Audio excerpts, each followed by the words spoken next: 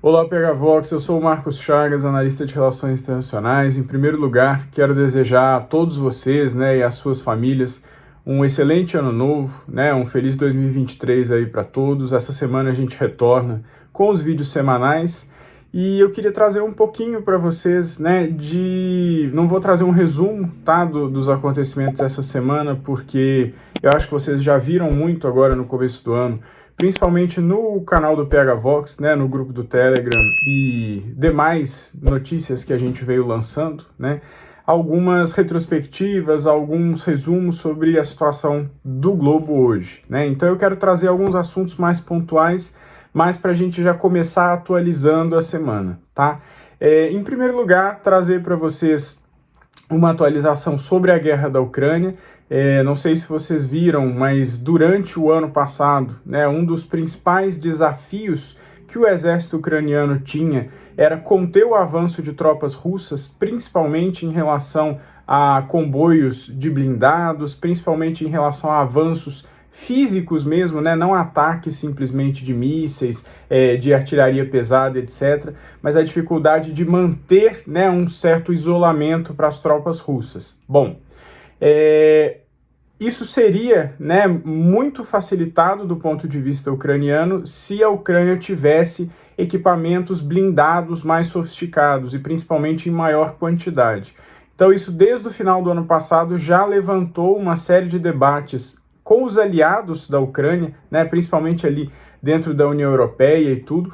para que houvesse o fornecimento, não só dos tanques que estavam sendo fornecidos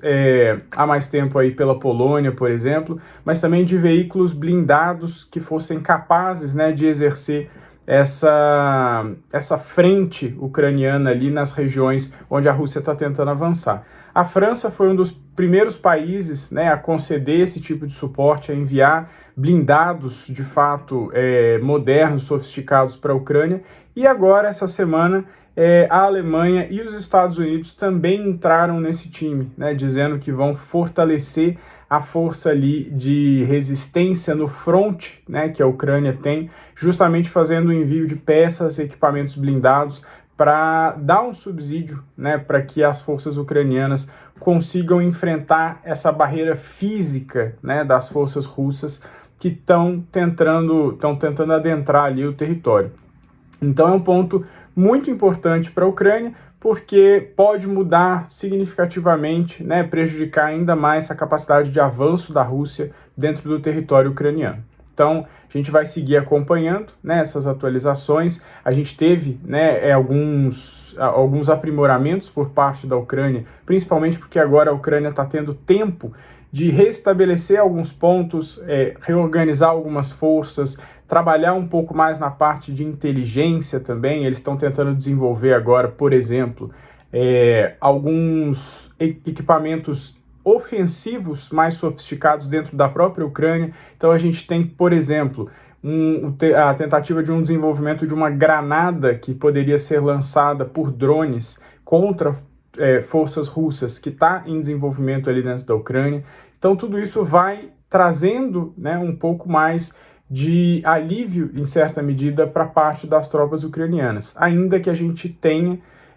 mesmo assim, uma situação bastante delicada e uma Rússia ainda bastante ofensiva, tá?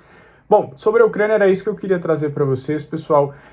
Quero falar um pouquinho sobre o Reino Unido agora. A gente viu, quando a gente teve ali o finalzinho do ano, eu até trouxe para vocês que o Reino Unido estava lidando com uma série de protestos e greves, em diversos setores, setor de saúde, setor de emergência, setor de ferrovias, e essa situação, logicamente, é muito complexa, principalmente num período em que tudo está difícil, dentro do Reino Unido. Tudo está muito caro, energia, por exemplo, é um ponto que está trazendo cada vez mais uma necessidade do governo gastar dinheiro dentro do Reino Unido, subsidiar contas, subsidiar bancos de alimento e etc. Então essa situação das greves, ela veio atrapalhando bastante e foi um momento em que as próprias unions, os próprios sindicatos lá no Reino Unido, aproveitaram desse momento em que o o governo britânico não poderia, né, sustentar muita pressão e etc. para realizar esses movimentos. Agora, né, depois de uma série de negociações com o governo, a grande maioria, né, dos movimentos já está encerrada e as unions elas falam que não foi atingido nenhum acordo muito significativo, que não tinha mais espaço, né, inclusive pelo contexto do país, pelo contexto do mundo, não tinha mais espaço para permanecer tanto tempo em greve. Algumas demandas foram ouvidas e promessas foram feitas ali por parte do governo britânico, mas eles consideram um cenário bastante insatisfatório diante das reivindicações que eles tinham. E um outro ponto que vem, né, causar um problema talvez um pouco maior aí nos próximos meses em relação a isso, é que a partir de abril o governo britânico ele vai reduzir bastante o suporte que ele estava conferindo às pequenas indústrias, às grandes também, em termos de contas de energia, que o governo estava subsidiando grande parte desse aumento que a gente teve no ano passado em relação às contas de aquecimento e energia elétrica no Reino Unido. Então, a partir de abril, esse incentivo ele vai ficar muito menor, só que não necessariamente as contas vão ficar mais baratas. Então, a gente deve ter mais uma pressão muito grande ali em meados desse ano, justamente porque a gente não sabe como essa situação vai ficar. O que a gente sabe é que o governo britânico está com um teto de gastos quase estourado, né? Eles estão com um orçamento muito inflado, além da capacidade real, né, saudável de pagamentos que o governo britânico tem. Então eles precisam fazer certas reduções e principalmente, né, depois de passar esse pico aí dos aumentos, dar um tempo para as indústrias, para as casas, para o orçamento pessoal conseguir se adaptar a esses novos preços, mas ainda assim é um cenário bastante desafiador, tá? Bom, pessoal, por fim, finalizando aí a questão do Reino Unido, a gente teve também, eu trouxe para vocês alguns eventos, né, nas últimas semanas de protestos climáticos, né, protestos ecológicos. Eles ainda não definiram muito bem se é climático ou se é ecológico como um todo,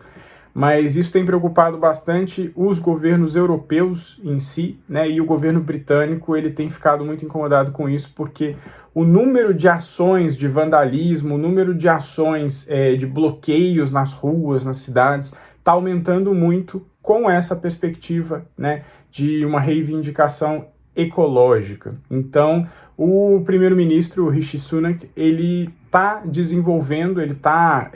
trazendo mais poderes para as polícias locais terem capacidade de enfrentar esses protestos e, inclusive, tem se falado dentro do gabinete executivo, né, de não tolerar mais nenhum tipo de ação danosa à população ou danosa ao patrimônio, seja público, seja privado. Então, seria uma espécie de reforço à autoridade policial e eles vão liberar agora, eles ainda não especificaram, né, exatamente quais serão essas ações no detalhe, mas eles vão liberar agora um pacote de novas medidas para as polícias locais poderem enfrentar livremente, né? Não foi exatamente esse o termo que eles utilizaram, mas enfrentar sem restrições, sem aquela situação em que se tinha em alguns países, em alguns locais, de que você não poderia remover as pessoas que estavam manifestando, e isso pode ter uma escalada aí um pouco mais grave em relação às ONGs, né, internacionais, principalmente porque a tendência é que a gente tenha mais protestos, mais manifestações desse tipo daqui para frente. Então o governo está tentando se antecipar um pouquinho nesse sentido para que haja mecanismos, né, para que eles possam coibir esse tipo de ação e que eles possam garantir a normalidade ali na vida do dia a dia das cidades, dos comércios, dos museus, né, que foram muito afetados também por conta dessas ações de vandalismo que a gente teve. Então é um debate que ele está começando a ficar um pouco mais sério e que ao longo dos próximos meses a gente deve ouvir falar mais sobre isso, tá? Por fim, pessoal, agora finalizando mesmo, tá, o nosso bate-papo aqui, a gente teve, né, a divulgação nos Estados Unidos de que o FBI está investigando o atual presidente Joe Biden por posse de documentos sigilosos no âmbito privado. Mesma coisa que estava acontecendo ali com o Trump, principalmente depois da presidência dele, depois que o Biden assumiu, e a gente sabe que aquela história toda foi muito controversa, né? A gente teve uma série de alegações de abusos de autoridade, perseguição política contra o Trump, que ainda estão sendo averiguados. A gente viu que o Trump ganhou várias partes ali na batalha legal, né, dessas investigações com o FBI, mas ainda tem muita coisa para caminhar. E agora o FBI está lançando uma investigação para verificar se o Biden tem no escritório, na fundação dele, documentos sigilosos do governo americano aos quais ele não deveria possuir acesso na vida privada, tá? Principalmente as pessoas, né, que convivem com ele, etc. Então, é uma investigação que ainda está no início. Eles ainda não têm certeza se ele tem de fato posse de algum documento que pode ser considerado sigiloso ou não, mas é um ponto de atenção porque existem algumas questões, inclusive no período em que o Biden era vice-presidente, existiam algumas questões em relação a isso, né, ao que saía da Casa Branca, ao que era, né, armazenado indevidamente por membros tanto da equipe do Obama quanto da equipe dele, né, enquanto vice-presidente, e isso pode trazer aí novamente uma discussão, como a gente teve ali com o filho dele, por exemplo, de tráfico de informações, de utilização ilegal de privilégios, né, no governo, e logicamente é uma situação muito mais delicada, né, do ponto de vista de desenvolvimento do que a do Trump, porque o Trump não é mais presidente, então ele não está mais no governo, né? Ele não tem mais nenhum tipo de controle sobre autoridades, etc. E o Biden tem, né? Então é uma situação que pode, né, muito provavelmente pode não dar em nada, porque o Biden está ali, né, à frente. Os democratas também, apesar de não terem conseguido ali um estabelecimento definitivo, né, na frente legislativa, eles ainda estão ali à frente do que seria o governo dos Estados Unidos hoje, mesmo com insatisfação, mesmo com recorde de impopularidade, mas isso pode dificultar, né, se a gente tiver algum fato de verdade, né, sigiloso ali por posse do Biden, isso pode ser acobertado, e a gente sabe que a tendência é que, principalmente quando a pessoa está na presidência dos Estados Unidos, é considerado um cargo muito, muito sagrado, né? Então é muito difícil a gente ver alguma ação ir até o fim contra um presidente em exercício nos Estados Unidos, tá? Mas ainda assim é um ponto que a gente precisa ficar atento também, e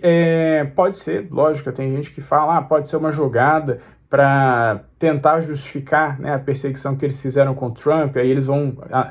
investigar o Biden, falar que não acharam nada e dizer que estão investigando todo mundo, né? Pode ser também, mas o fato é que o Biden ele tem um histórico, ele e a família dele, então isso pode pesar um pouquinho mais aí na conta, principalmente se a gente tiver garantida, né, a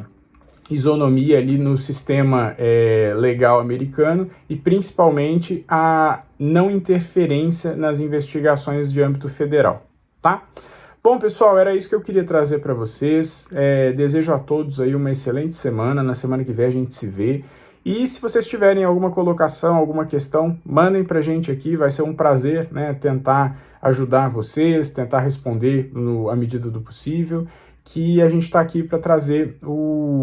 da melhor forma que a gente puder esse debate internacional, tá bom? Não deixem de acompanhar também, né, os grupos do Telegram, fiquem de olho aí nas nossas redes sociais como um todo, não deixem de acompanhar também os programas, né, semanais que a gente tem no PH Vox, porque é muito importante que a gente mantenha essa discussão internacional no mais alto nível possível, tá bom? Então é isso, pessoal, um grande abraço a todos, até mais.